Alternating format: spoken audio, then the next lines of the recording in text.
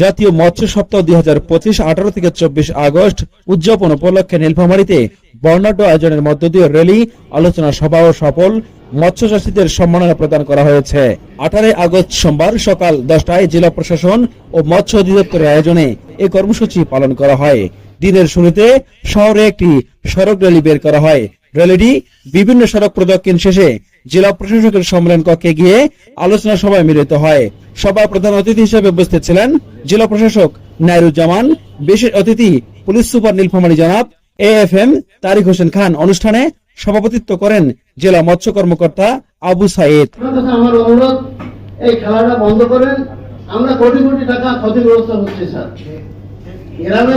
আলোচনা সভায় বক্তারা বলেন, বর্তমান সরকার মৎস্য সম্পদ উন্নয়নে নানা কর্মসূচি হাতে নিয়েছে। দেশের খাদ্য নিরাপত্তা, পুষ্টি এবং অর্থনীতিতে মৎস্য খাত গুরুত্বপূর্ণ অবদান রেখে চলেছে। নীলফামারীর 4টি উপজেলায় তিস্তা ক্যানালে বৈজ্ঞানিক পদ্ধতিতে মৎস্য চাষ কার্যক্রম হাতে নেওয়া হয়েছে। এই কার্যক্রম সফল হলে দেশীয় মাছ উৎপাদন আরো বাড়বে। সবাই বেশ কয়েকজন সফল মৎস্যচাষী তাদের বক্তব্য এবং তাদের অভিজ্ঞতা তুলে ধরেন। বক্তারা আগামী দিনে দেশীয় মাছ চাষে আরো বেশি উদ্যোক্তা এগিয়ে আসবেন বলে আশা প্রকাশ করেন। অনুষ্ঠান শেষে জেলার সফল মৎস্য চাষীদের উদ্যোক্তাদের হাতে সম্মাননা পুরস্কার তুলে দেন।